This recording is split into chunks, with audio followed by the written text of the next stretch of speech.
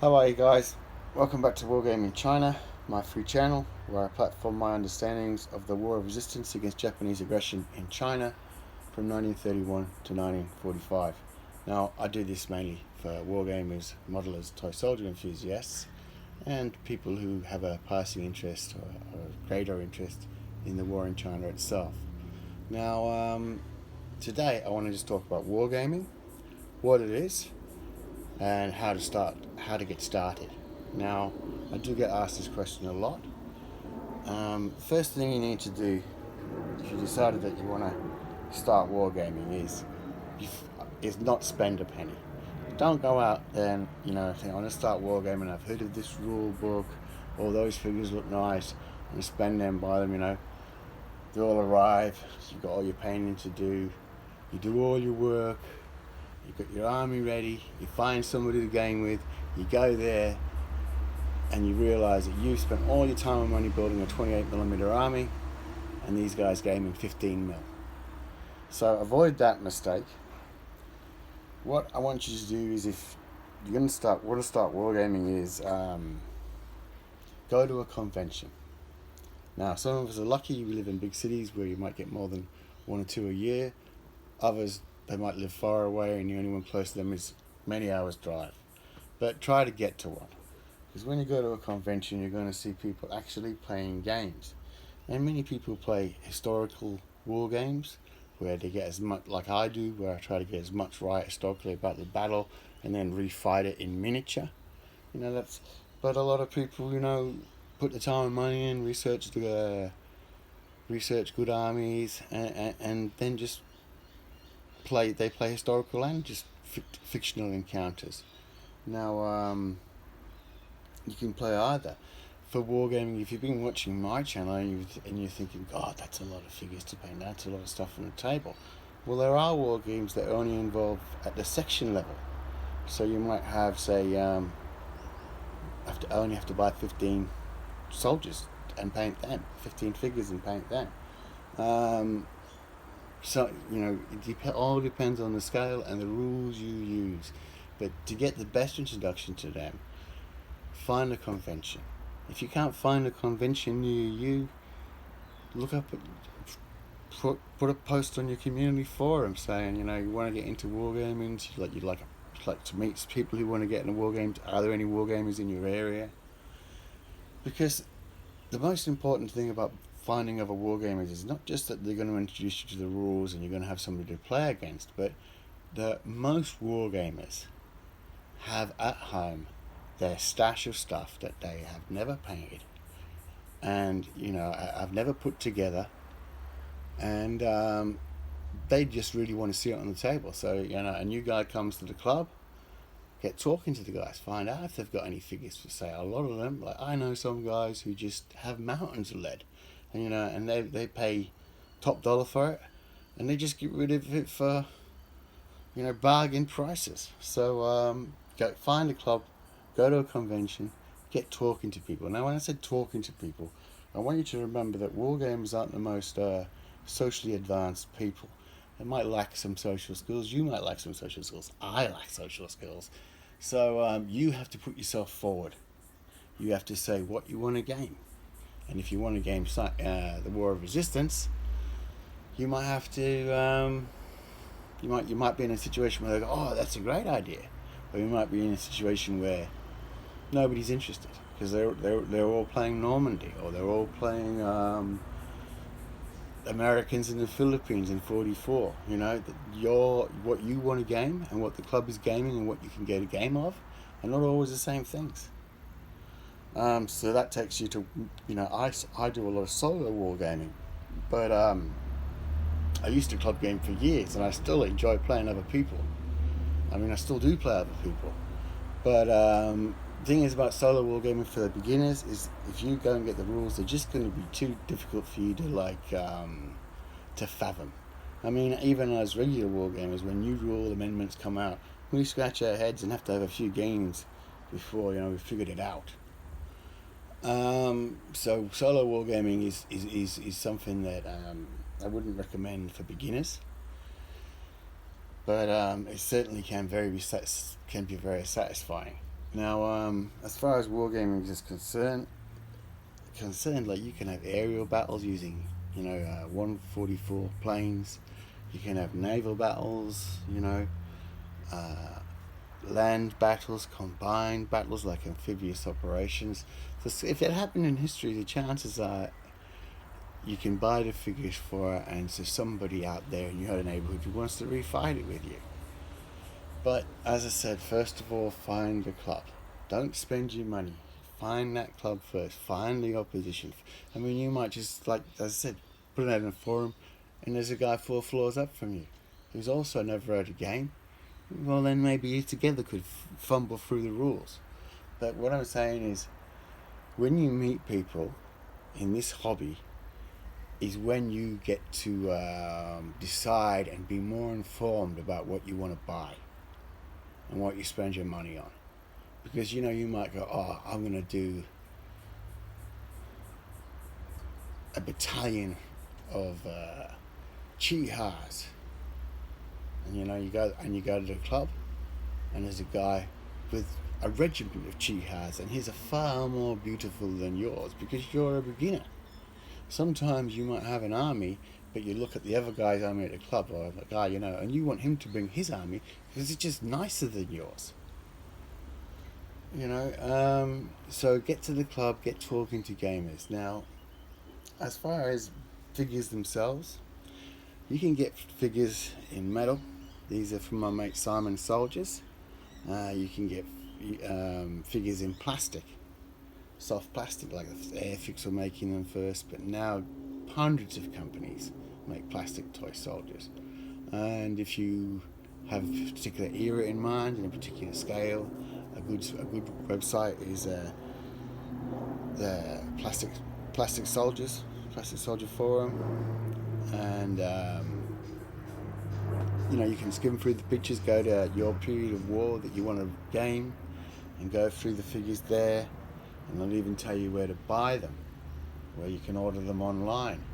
Now, wargaming for me has always been, I've always considered it an inexpensive hobby, but there are expensive things. Like if you can see this gun, Type 92, this is metal, and it's not cheap. That's about $20 for a gun. Works out in Australian dollars, but you can go and get them from Shapeways, and you'll end up paying $14 a gun. So you've got a lot of choice about where you get. You might like the model building aspect of the hobby and just think, oh, I'm just gonna build models. That I'll just build my army out of models. You can do that. But if you want to get a larger force, sometimes models aren't strong enough to take years and years on the war games table, because you don't want to build an army and then have to rebuild it or repair things. So sometimes spending extra money and getting metal is worth it in the long run. But as far as scenery goes, like if you want to start off when you're making scenery, and you want some scenery, just go get a sheet of balsa wood. Cheap but sheet of balsa wood. I mean, balsa wood has gone up in price, but basically lay the balsa wood lengthways, get a sharp pencil, mark your building out so that each wall goes along, so it's 4 pieces into the piece of balsa. Cut your windows out, cut it out, put it on the table, bit of printed card. I mean, I bought this, but you can now print this online for nothing. And you've got yourself, from one piece of balsa wood, you should be able to get easy 3 or 4 houses. And for a base piece of MDF, it's good enough. A piece of hard card, that's all you need. A lot of people now buy printed sheets for war games. What they call, I can't remember what they call them, but not very cheap. Very beautiful, but not very cheap.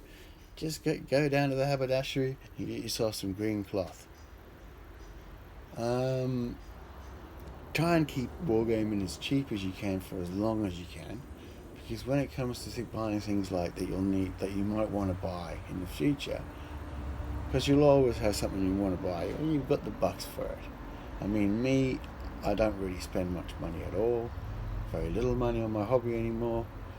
But, you know, for some things you do have to fork out money every occasionally.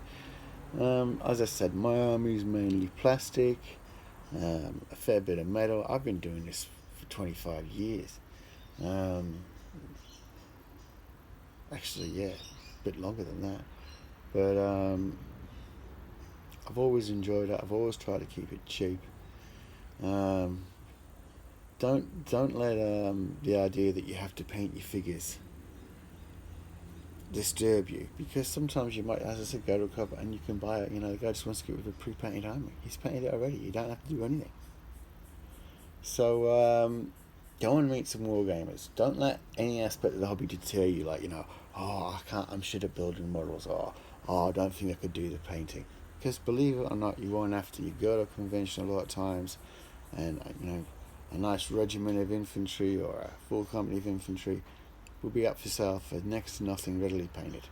You just both buy that and start gaming. So you don't have to paint in this game. You don't have to, in this hobby, you don't have to be a painter, you don't have to be a model maker. You just really have to be a shrewd buyer and a good communicator, and you know, spend your money at conventions, not online buying bits and pieces. I don't know how else to advise you. I mean, it is a broad subject, and you know, you've been doing it for 25 years, you forget how difficult and how alien it was when you first started doing it. But yeah, it certainly is alien because, you know, to be honest with you, and I mean to be brutally honest, as my mate Brian from World War II said to me, you would just recommend video games. And to be honest, it's very hard not to recommend video games because the forces are there. You don't have to do anything. A lot of the times there's so much research in the background of the game that, you know, it's unbelievable. And you don't have to go anywhere. You spend $50 and you can get hundreds of games, thousands of hours of amusement. But at the end of the day, it doesn't have the aesthetics. And I really think that playing another person where you see them making mistakes, you know, wargaming and rolling the dice gives a lot more element to your chance factor in war games, which is the reality of warfare. The chance factor, the luck factor, the bad luck factor that perhaps video games don't offer. But you know, it's certainly killing war games.